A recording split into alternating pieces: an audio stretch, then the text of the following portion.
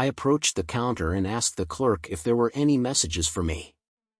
After checking the room 305 box, he handed me a slip of paper.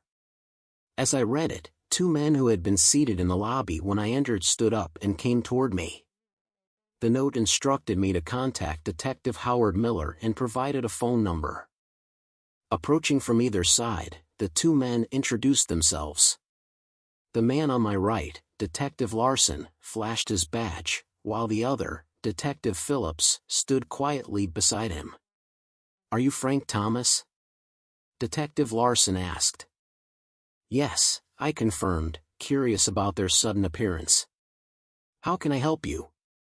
"Did Detective Miller from the Branson Police Department send that note?" "It was from a Detective Miller, though I can't confirm his department," I explained. "He called and left a message this morning around 9.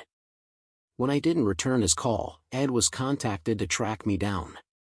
"Why do you need to know what's going on?"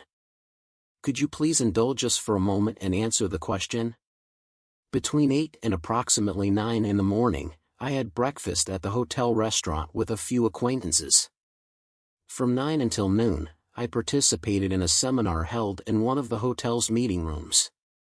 Lunch took place from noon to 1 with some individuals I met during the seminar, followed by attending the afternoon session from 1 to 4:30.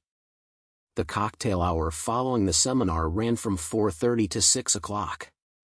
Dinner was from 6 o'clock to around 7:15 in the hotel restaurant, and then drinks were enjoyed in the Boom Boom Room until 5 minutes ago. Now it's my turn. What's the purpose of all this? I suggest you discuss that with Detective Miller. Lastly, where were you last night between midnight and 4? I was in bed asleep. Is there anyone who can verify that? Why would I need someone to confirm that I was asleep? Once again, you'll have to ask Detective Miller for that information. I glanced between Larson and Phillips before making my way to the house phone. I instructed the operator to charge the call to my room and dialed the number provided on Detective Miller's note. It seemed to be a cell phone since, despite the late hour, it was picked up on the third ring. "Hello, is this Detective Miller?" "Yes, this is Frank Thomas. I received a message to contact you." "Ah, Mr. Thomas, you've been quite elusive. I've been tied up in meetings all day and just received your message right now. I have two local policemen with me bombarding me with questions without disclosing the reason. I regret to inform you, Mr. Thomas, but your wife has passed away." "How? What happened?" "She was fine when I spoke to her last night." "What time was that?" "Around 6. "Where did you call her from?" "From my hotel room between midnight and 4 this morning." "She was murdered." "Murdered?" "Yes, sir. It seems someone intruded into your home and took her life." "Oh my goodness, oh no. Do you have any clues about who might be responsible? Was it a failed robbery? Did they take anything like TVs, DVRs, or valuables?" "I can't discuss it over the phone, Mr. Thomas. Let's go over everything when you're back home. I'll attempt to catch the earliest flight tomorrow. May I join the conversation with the officers?" "Absolutely." I passed the phone to Larson. "I'll be upstairs packing. I need to contact the airlines and leave messages for the seminar organizers." During the flight back, my mind wandered to thoughts of Melissa. We had crossed paths at a cocktail party, and I found myself completely smitten with her fiery red hair and a smile that could light up a room. She possessed a captivating charm coupled with a figure that seemed sculpted for temptation. Despite her accompanying someone at the party, given the presence of several individuals vital for potential business connections, I maintained a composed demeanor. It wasn't until I managed to catch her alone that I discreetly passed her a note with my contact details and a simple message, "Call me."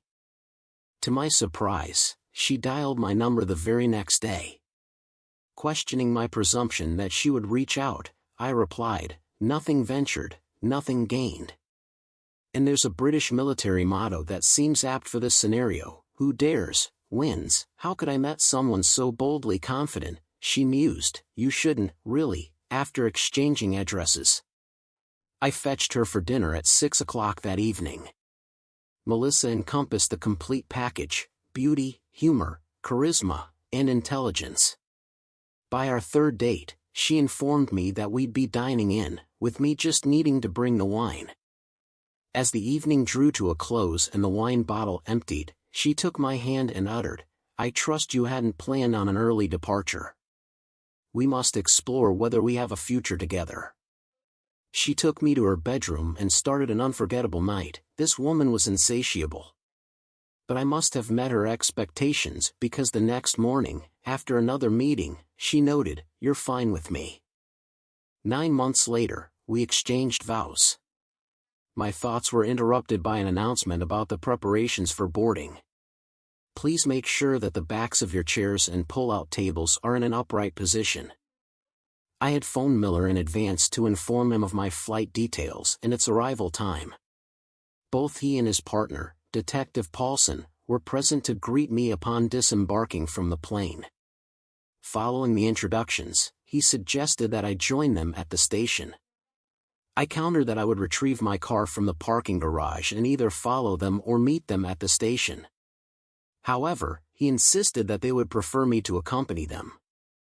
I, on the other hand, would prefer not to.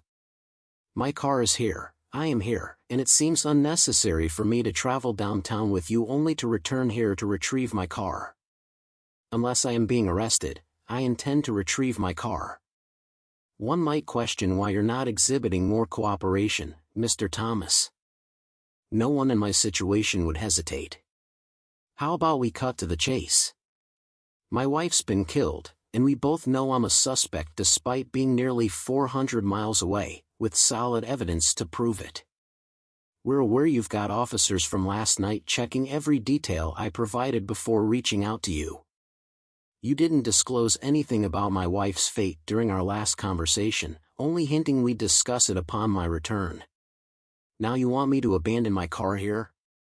That implies you believe I won't be needing it anymore, suggesting you've already pinned me as your prime suspect, expecting to see me in cuffs before the day ends. So my car can just sit here, and yet you expect me to cooperate? Cooperation requires reciprocity, Detective. He glanced at me, then nodded. I see we're starting off on the wrong foot here. He scanned the area and gestured towards one of the numerous food outlets scattered around the terminal. Let's grab a table, have some coffee, and I'll fill you in. While enjoying coffee together, Miller mentioned, yesterday morning around 9:10, a friend of your wife, Mary Osborne, came by to take her for a planned shopping trip. When she received no response after ringing the bell, she tried the door and found it open. Upon entering, she called out for your wife but received no answer. Upon checking, she noticed your wife's car still in the garage. Assuming your wife might have overslept, she went upstairs and discovered your wife deceased on the bedroom floor. She immediately dialed 911, but the coroner later determined your wife had been dead for at least 4 hours before her friend found her. You mentioned she was murdered? She was shot twice. Why do I sense there's more you're not telling me? I'm not the one making this decision. There's a protocol to follow in situations like this. A formal interrogation must take place at the station, and it will be recorded. I've already provided more information than I should have. Go get your car and meet us at the station. Do I need to have a lawyer present? That's your decision. You have the right to one.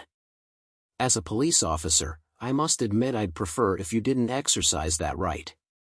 Lawyers tend to interrupt frequently, disrupting the interrogation process. A smooth interrogation flow can reveal information to the interrogator. So I'll be interrogated, indeed, as you mentioned yourself. Until I'm cleared, I'm a person of interest in the investigation into your wife's death. We finished our coffee, and then I caught the shuttle to retrieve my car. Upon arrival at the station, I was directed into a room where Miller and Paulson joined me. They informed me that our conversation was being recorded and inquired whether I wanted legal representation present. I declined. They proceeded to question me about my whereabouts on the night in question, to which I provided the same account I had given to the detectives at the hotel. Then Paulson posed a query: "Do you possess a handgun?" "I have several." "Really? Any .22 calibers?" "No, mostly Colt .45s and Glock